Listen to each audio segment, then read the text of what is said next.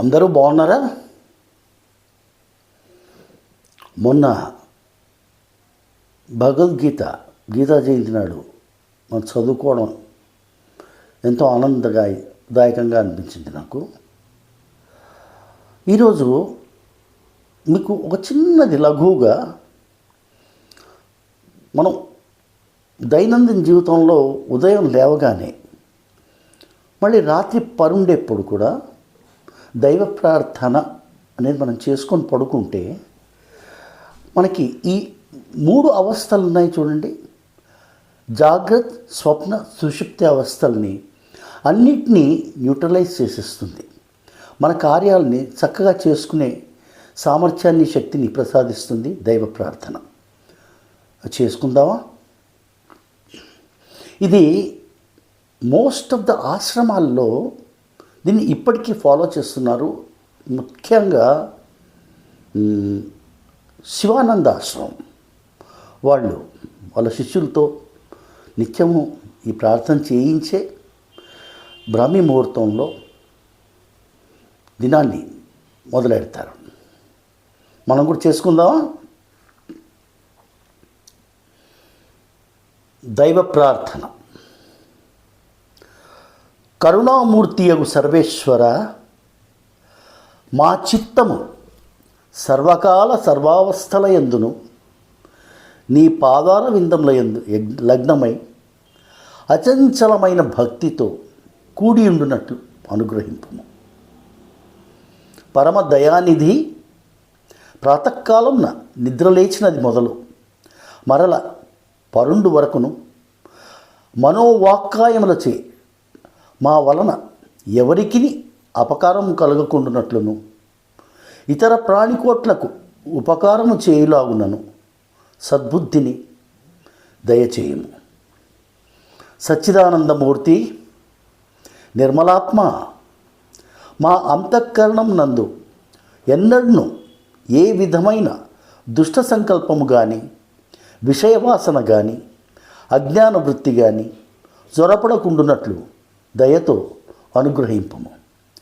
వేదాంత వేద్య, అభయస్వరూప, మా యందు భక్తి, జ్ఞాన, వైరాగ్య బీజం లంకురించి శీఘ్రముగా ప్రవృద్ధములగునట్లు ఆశీర్వదింపము. మరియు ఈ జన్మం నందే కడతేరి నీ సాన్నిధ్యంను కీర్తించుటకు వలసిన శక్తి సామర్థ్యములను కరుణతో ఒసంగుము.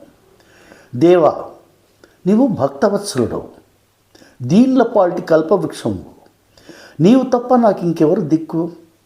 నిన్ను ఆశ్రయించి తిని అసత్తు నుండి సత్తునకు గొనిపొమ్ము, తమస్సు నుండి జ్యోతిలోనికి గొనిపొమ్ము, మృత్యువు నుండి అమృతత్వమును పొందింపజేయము. ఇదే మా వినతి, అనుగ్రహింపుము. నీ దరి చేర్చుకొనుము. పాహిమాం పాహిమాం పాహిమాం పాహి. ఓం తత్సత్. ఈ ప్రార్థనను ఎవరు ప్రతిదినము నియమము తప్పక ఉదయం నిద్రలేచినప్పుడు, రాత్రి పరుండబోనప్పుడు మనస్ఫూర్తిగా పఠించుదురో అట్టి వారికి జీవితం నందు ఎలాంటి దోషములను కలగజేయకుంటేగాక సర్వేశ్వరుని యొక్క అనుగ్రహంతో వారు అన్నిట్లోనూ విజయమును పొందెదరు. ఇది తథ్యం. ఇవి ఎందుకు చేసుకోవాలండి అంటే, మనం దినచర్యలో బ్రాహ్మీ ముహూర్తంలో నిద్ర లేవడం ఎంతోమందికి సాధ్యం కాదు. కొందరే అలా లేవగలిగిన వాళ్ళు ధన్యులు. అప్పుడు ఏ మెడిటేషనో, ధ్యానమో, వాళ్ళకి ఇష్టమైన నామాలను స్మరించుకోవడం, దాంతోపాటు ఇలా ప్రార్థించుకుంటే సర్వేశ్వరుడు విష్ణువు సర్వవ్యాపి. బ్రాహ్మీ ముహూర్తంలోనే ఎందుకు చేసుకోవాలి అని చెప్పారు మన వాళ్ళు, పెద్దవాళ్ళు. అప్పుడు ఎంతోమంది మునులు, ఋషీశ్వరులు, పండితులు, భక్తులు వీళ్ళంతా అదే టైంలో ధ్యానం చేస్తుంటారు. అది సూర్యుడు ఉదయించక ముందు. అంతేకాదండి, మనం సేవ చేయట్లేదు, నేను కూడా చేయట్లేదు, కానీ పద్ధతి చెప్తున్నాను. నేను చదివింది, చూసింది, వినింది.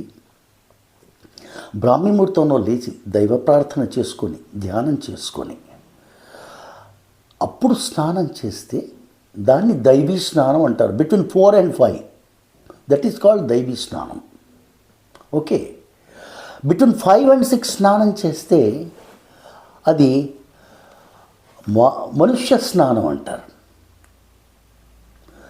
Between 6 and 7 and afterwards that is called asuri snanam. మనం ఏ స్నానం చేస్తున్నామో మనకు తెలుస్తుందా?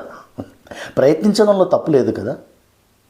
మనం అసురీ స్నానం చేసినా కానీ భక్తి అనే ఒక రసాన్ని మనం గ్రోలుతూ ఉంటే ఆటోమేటిక్గా మన day starts with an energy. And while you sleep, పడుకునే ముందు మళ్ళీ స్వామిని ధ్యానించుకుంటే అది మనసు నిద్రావస్థలోకి పోతాము, దానిలో స్వప్నావస్థలోకి పోతాము, అది సుషుప్తావస్థలోకి తీసుకెళ్తుంది. మళ్ళీ నెక్స్ట్ డేకి మనం ఎనర్జిటైజ్ చేసి నిద్ర లేపుతుంది.